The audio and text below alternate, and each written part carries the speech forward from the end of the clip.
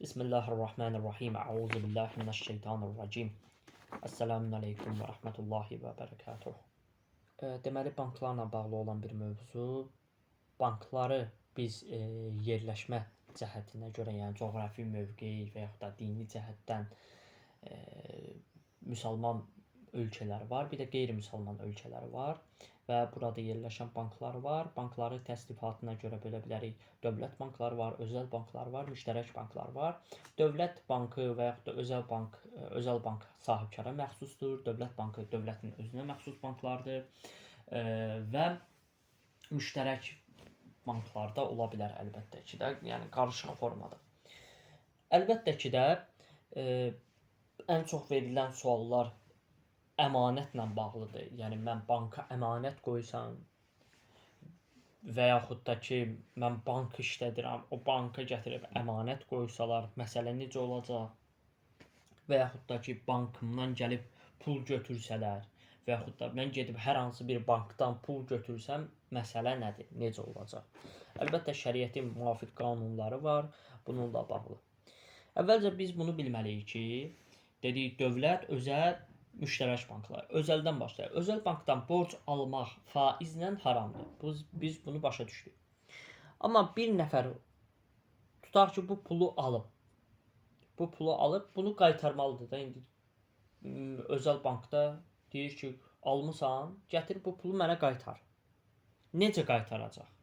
Necə qaytaracaq? Və bunu da qeyd edək ki, aldığı o borclu hissə ki var, o borc hissəsi ki var. Tutaq ki, mən getmişəm banka, demişəm 1000 manat mənə pul ver. 1000 manatı almışam, o 1000 manat səhihdir. Yəni onun heç bir problemi yoxdur. O üstündə ki əlavə 500 manat qaytaracaq. Orada artıq problem var. Bir də bir termin var, riba termini. Bizim dilə çevirəndə faizlə çevirirlər. Riba nədir? Eyni cins əmtəni biri digərindən artıq olmaqla qaytarmaq. Baxın, bu ribadır. Bu belə. Yəni ki, mən 1000 manat almışamsa, 1500 manat qaytarsam, bəli, bu ribadır. İndi burada bir məsələyə də keçid eləmək lazımdır. Tutaq ki, mən özəl bankdan getmişəm, 1000 manat almışam, mənə də deyir ki, indi bu pulu gəl geri qaytar. Şəriət kitablarında, yəni şəriət məsələləri kitablarında bir neçə dənə yol var. Biri də budur ki, borcu əvəz eləməliyəm. Yəni borcu əvəz edib qaytarsan heç bir problemi olmayacaq. Yəni bank bu pulu mənə al-ver niyyəti ilə versin. Desin ki, 1000 manat sənə vermişəm, qaytaranda belə deyim, 1200 qaytar. Amma burada bir dənə şərt var ki, eyni valyuta olmasın. Manatla almışamsa dollarla qoy qaytarım mən. Və yaxud da dollarla almışamsa manatla qaytarım və yaxud da digər valyutalarla. Eyni valyuta olmasın. Və burada tam bir ödənişlə qaytarmaqla, yəni bir dəfəlik ödəməklə və yaxud da ki hissə-hissə ödəmək arasında heç bir fərq də yoxdur. Bu belə deyək ki, borc götürmək məsələsi. Bir də var özəl banka əmanət qoymaq. Özəl banka əmanət qoymaqda şərt var. Bu şərt ki bundan ibarətdir ki, faiz əldə etmək məqsədim yoxdur. Bu formada olsa olar. Mən tutaq ki evdə saxlamaq istəmirəm bu pulu, aparıram qoyuram və məqsədim də bu deyil ki mən bunun üzərindən faiz qazanım. Faiz əldə edib. Bu formada olar. Və hətta bank bu desə ki, yox da bizim indi korporativ şərtlərimiz var ki, 1000 manat qoymuşsansa sənə biz 500 manat da əlavə verməliyik. Yəni, istifadə edə bilərsən o puldan. Çünki əvvəldən məqsədim nə olur? Mən bu pulu faizə qoymuram bura. Amma insan tutaq ki faiz şərti ilə aparıb qoyur. Faiz şərti ilə qoyur. Deyib ki, qoyum mən 1000 manatı evdə niyə saxlayım? Qoyum 1000 manatı, mən alanda 1500 alım.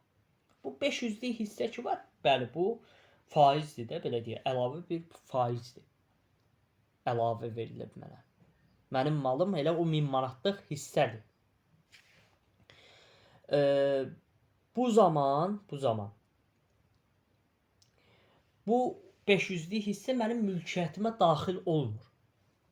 Ancaq o 1000 manat mənim mülkiyyətimdir. Və belə deyək, mülkiyyətimə daxil olmasa belə o 500 manatlıq hissədən mən istifadə edə bilərəm. Amma ki bank sahibinin bundan icazə almalıyam da. Yəni deməliyəm ki, mən bu 500 manatdan istifadə eləyəcəm və heç bir baxımdan icazə almağa da ehtiyac yoxdur. Çünki bank bu pulu sənə verəndə o 1500-ü sən 1000 manat qoymusan, 1500 sənə qaytarırsa elə yəni sənə verib də, yəni bir növ. Amma sadəcə şəriət cəhətindən 500 manat sənin mülkiyyətin deyil. Və bir məsələni də qeyd eləyək ki, əvvəldən mən bu məsələni bilə-bilə gedib eləsəm, bu da icazəlidir. Yəni mən bilə-bilə apardım, qoydum, onsuz da verəndə bu mənim mülkiyyətim olmasa da mən bundan istifadə edərəm. Ya bu məsələ icazəli deyil. İndi aparmışam, qoymuşam, sonradan bilmişəm. Mənə də bu qaytaranda 1500 manat qaytarır. Bu 500 manatı mən nə edeyim? Deyir, istifadə edə bilərsən. Sadəcə öz mülkiyyətin olmayacaq. Bu özəl bankla bağlı əmanət və borc məsələsi. İndi keçək Dövlət Bankına. Dövlət Bankından borc almaq olar yoxsa yox? Hökumət banklarından borc almaq faizlə icazəli deyil, bir mənalı olaraq. Və bu ribadır. İstər bu məsələdə, istərsən sən girov qoy, istəyirsən girov götür, fərqi yoxdur. Əgər bir nəfər bunu etsə, həm borcu, həm faizi də batildir. Amma özəl bankda demişdi, borc hissəsi səhihdir. Amma dövlətdə həm borc hissəsi 1000 manat almışam, o da batildir. Onun ki faiz hissəsi ki var, o da batildir. Niyə görə? Səbəb nədir? Özəllə dövlət arasında fərq var. Çünki dövlətdə həqiqi sahib o deyil. Həqiqi sahib burada millətdir və yaxud da dövlətə gətirib o pulları qoyanlar var və s. və ilə axır kimi burada fərqli nüanslar var. Amma özəldə bilirsən ki, filan sahibkarındır. O da icazə verib də özünə indi bank qurur. Hə də bu icazə verib. Amma dövlətdə axı bu məsələ belə deyil. Həqiqətdə dövlət bir növ o beytulmaldan hesab olunur da. Yəni dövlətin malıdır. Dövlətin malı da bu əhalinin malıdır. Bu milyonlarla insanın malıdır. Ona görə həm buradakı borc hissəsi, həm də faiz hissəsi batildir. Bəs Dövlət Bankından alınan puldan mən istifadə edə bilərəm, yoxdur da edə bilmərəm. Bu məsələ necədir? Götürmüşəm mən bu pulu. Mən nə edeyim? Dövlət Bankından riba niyyəti olmadan pul götürüb şəriət hakiminə müraciət eləsəm və indi şəriət hakimi də buna icazə versə, həmin puldan mən istifadə edə bilərəm. Amma ki, şəriətin düzgün bildiyi işlərdə. Yəni, aparıb mən bundan qumar oynaya bilmərəm, içki ala bilmərəm və s. və ilə. Şəriətin düzgün bildiyi işlərdə istifadə edə bilərəm. Amma ki, şərt nədir burada? Şəriət hakimi icazə versin. Və burada da 2 dənə yol var. Ya bu pulu götürüb pulun mülkiyyətçisi kimi olacaq, ya da bu pulu götürəcəm, bir növ o şəriət hakimlərinə nisbətdə özümü borclu hesab edəcəm. Halbuki sonradan mən bilsəm ki, bank bu pulu məndən alacaq və bunun üzərində də faiz alacaq, bunun heç bir problemi olmayacaq. Bu bir məsələ. Bəs Dövlət Bankına əmanət qoymaq necə? Yəni, Dövlət Bankına mən əmanət qoya bilərəm, yoxsa qoya bilmərəm? Bu məsələ necə olacaq? Əmanət əgər qoyub üzərində pul götürmək, yəni əlavə bir faiz götürmək məqsədi ilə olsa, icazəli deyil. Tutaq məqsədim yoxdur mənim. Amma ki, mən indi bu pulu qoymalıyam deyə evdə saxlasam, evdə istəmirəm saxlayım, aparıb qoymaq istəyirəm və faiz götürmək məqsədim də yoxdur. Bu zaman şəriət məsələlərində məsələ belədir ki, bu da icazəli deyil. Niyə? Niyə icazəli deyil? Çünki sən ki bu pulu qoyacaqsan, bu pulun eynisini sənə qaytarmayacaq. Yəni dövlət o pulun eynisini sənə qaytarmayacaq axı. Başqa bir adam qoyub gətirib onun pulunu sənə qaytaracaq. Və yaxud da ki burada özəldən məsələ biraz fərqlidir də. Yəni dövlət banklarında məsələ fərqlidir. Və sənin pulun burada nə olacaq? Tələf olacaq. İndi qısa konkret desək, tələf olacaq. Və belə olduğu halda da əgər pulun xünsünü çıxarmamışdınsa, bəli, o tələf olmuş pulun xünsünü sənin boynundadır, onun xünsünü çıxardacaqsın. Niyə? Çünki orada Seyid malı var, imam payı var və s. ki, onu sən çıxartmalısan. Bir məsələ belə. Amma burada indi bir hal da var da. Bu şəriət hakiminin icazə vermədiyi haldadır. Yəni şəriət hakimi mənə icazə verməsə, mən gedib bu məsələni belə etsəm, pulum tələf olsa, bəli, mən gərək onun xümsünü çıxardım. Çünki o aparıb qoysam avtomatik o pulu eynisini mənə geri qaytarmayacaq. Düzdür, özəldə eynisini geri qaytarmayacaq.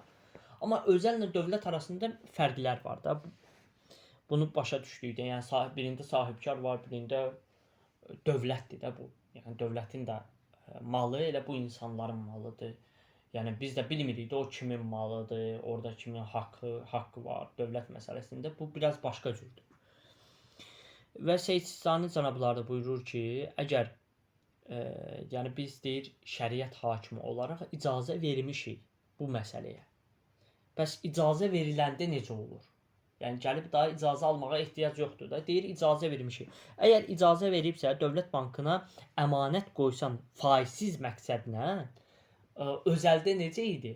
O sonradan sənə faiz qaytarsa belə sən bundan istifadə edə bilərsən. Bəs yaxşı. Amma burada bir dənə şərt var. Əmanəti qoymuşam. Artıq 1000 manat qoymuşam, mənim üzərində 1500 manat veriblər. Bu 500 manatın hökmü nədir?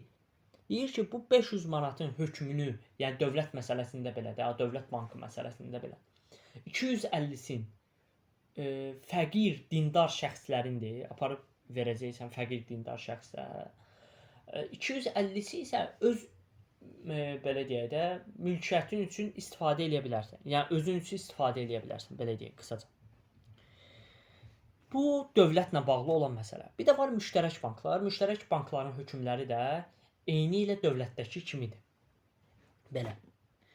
Sonra bir də var qeyri-müsəlman bankları. İndi bu danışdığımız isə müsəlman bankları ilə bağlı olan məsələlər idi. Bir də var qeyri-müsəlman bankları. Dövlət bankıdır, amma qeyri-müsəlman ölkəsindədir. Kafirlərə məxsusdur bu bank. Və yaxud da ki, özəl bankdır, və yaxud da ki, müştərək bankdır, fərqi yoxdur. Bunun hökmü nədir? Əgər bankın maliyyəsi biz bilirik ki, qeyri-müsəlmanlara məxsusdur. Burada əmanət qoyub faiz ala bilər. Faiz məqsədi ilə də bunu edə bilər. Qeyri-müsəlmana borc da verib onun üzərində faiz ala bilər. Bunun heç bir problemi olmayacaq. Problem burada olacaq ki, mən borc almışam. Artıq o borcun üzərində özüm faiz hissəsini qaytarıram. 1000 manat bankdan pul almışam, qaytaranda 1500 qaytarıram. Bu artıq problemlidir. Ya haramdır bu məsələ. Amma burada belə bir nüans da var. Borc qəsdi ilə almasam, bu puldan istifadə edə bilərəm. Və şəriət hakimindən də icazəyə ehtiyac yoxdur. Sonradan bu borcu məndən istəsələr belə faizini də qaytarmaq problemli deyil. Tutaq ki, mənim borc qəsdim yoxdur ki, mən qəsd eləmirəm ki, bunlardan 1000 manat alım, sonra mən bunları qaytaranda 1500 qaytarım. Gedib deyirəm ki, ay bank mənim tutaq ki, bu qədər pula ehtiyacım var. Bu da deyir ki, müəyyən sənədlər imzala və s. və ilə gətir qaytar. Daha doğrusu ala bu pul 1000 manat, 1000 manatı mən apardım. Sonradan bu pulu məndən istəsə belə və onun artığını istəsə belə, bəli, mən bunu qaytaracağam, heç bir problemi də olmayacaq. Bir də qısa olaraq da bankda işləmək mövzusu ilə bağlı da demək olar ki, bankda haram işlər var, yəni haram proseslər var, halal proseslər var. Haram proseslər ən böyük elə riba ilə bağlı olan, yəni ki, o pulu verməkdir, qarşılığında faiz almaqdır. Bununla bağlı olan bir məsələ var. Bu öz yerində. Bir də ola bilər ki, indi çünki bəzi banklarda səhim məsələsi də var da, İslami banklar var. Düzdür, indi bunlarda təsadüf eləmək olmaz mənim fikrimcə. Yəni qarşıma çıxmayıb İslami banklarda. Ola bilər ki, bir şərab şirkətidir və yaxud da ki, nə şirkətidir. Onun səhmini alıb satmaq və s. və ilaxır. Bu da icazəli deyil. O səhmləri də alıb satmaq olmaz. Tək yəni borc məsələsində belə deyil. Yəni ümumiyyətlə bankda haram işlər icazəli deyil. Bu öz yerində. Bir də var halal işlər. Məsəl üçün ola bilər ki, bankda inkasatorda işləyirsən, ola bilər ki, təmizləyici işləyirsən, ola bilər ki, nə bilim, yəni o riba məsələsinə sən birbaşa daxil deyilsən də həmin məsələyə. Dolayı yollardan ola bilər ki, daxilsən, amma birbaşa sənin daxilliyin yoxdur həmin məsələ. O elə işlərdə də işləməyin problem yoxdur. Amma haram işlərdə işləsən bankda, o pulu ki alacaqsan, məvacib alacaqsan, əmək